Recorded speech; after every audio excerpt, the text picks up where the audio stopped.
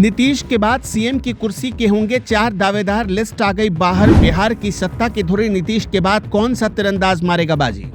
तेजस्वी, चिराग, सम्राट के शोर के बीच निशांत कुमार की खामोशी ने उड़ा दी है सबकी नींद। 4 चेहरे और 1 कुर्सी, बिहार में शुरू हो गया शह और मात का सबसे खतरनाक खेल। विरासत की लड़ाई में कौन पड़ेगा भारी? नीतीश कुमार के बाद बिहार का असली वारिस कौन? जेडीयू आरजेडी से बीजेपी तक वो चेहरे जो नीतीश को कर सकते हैं रिप्लेस। बिहार की सत्ता के गलियारों में इन दिनों एक अजीब सी खामोशी है जो किसी बड़े तूफानी बदलाव की तरफ इशारा कर रही है। पिछले 20 सालों में जिस एक चेहरे के इर्द गिर्द बिहार की पूरी राजनीति घूमती रही, आज वही धुरी हिलती हुई दिखाई दे रही है। नीतीश कुमार के उत्तराधिकार को लेकर सस्पेंस अब चरम पर है और पटना का सियासी मैदान कुरुक्षेत्र बन चुका है। ये वही निर्णायक घड़ी है जब इतिहास खुद को दोहराने के लिए तैयार खड़ा है। हालात बिल्कुल पृथ्वीराज चौहान के सामने खड़ी उस चुनौती जैसे हैं जहां आंखें भले बंद हो लेकिन निशाना एकदम सटीक लगाना है। इस वक्त बिहार में 4 बड़े तीरंदाज अपने अपने तरकश में तीर सजाकर तैयार खड़े हैं और सबकी नजर उस खाली होती कुर्सी पर है। विरासत और सियासत की इस जंग में सबसे पहला नाम तेजस्वी यादव का है। वो विपक्ष की सबसे बुलंद आवाज हैं और उनके पास आरजेडी का मजबूत जनाधार है। लेकिन उनके सामने चुनौती यह है कि उन्हें अपने पिता की छाया से बाहर निकलकर एक सर्वमान्य नेता बनना होगा। क्या वो सिर्फ एक खास वर्ग तक सीमित रहेंगे या पूरे बिहार का भरोसा जीत पाएंगे, यह देखना बाकी है। दूसरे छोर पर चिराग पासवान खड़े हैं जो खुद को बिहार के भविष्य का मॉडर्न चेहरा बताते हैं। वो युवाओं की बात करते हैं और टेक्नोलॉजी का सपना दिखाते हैं।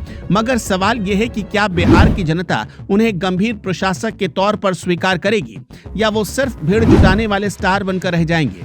तीसरा और सबसे आक्रामक चेहरा सम्राट चौधरी का है, जिन्होंने बीजेपी के किले से हुंकार भरी है।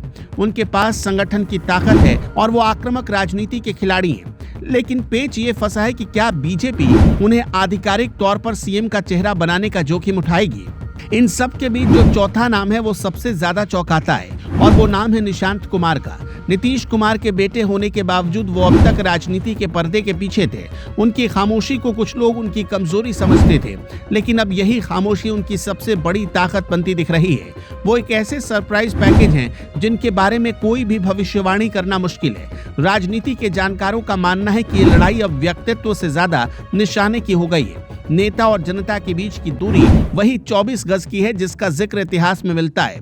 जो इस दूरी को समझ जाएगा वही बिहार की गद्दी पर राज करेगा। यहाँ चूकने की कोई गुंजाइश नहीं है, क्योंकि एक गलत कदम और पूरा राजनीतिक करियर खत्म हो सकता है। मैदान पूरी तरह खुला हुआ है और रोशनी धुंधली है। अब देखना यह होगा कि 2026 के बाद बिहार की तकदीर लिखने वाला कलम किस नेता के हाथ में आता है। मत चूको चौहान वाली ये चेतावनी हर नेता की आंखों में गूंज रही है और बिहार एक नए इतिहास का गवाह बनने जा रहा है। कौन होगा नीतीश का वारिस? आपका क्या मानना है? आप क्या कहना चाहते हैं? हमें कमेंट बॉक्स में जरूर बताइएगा।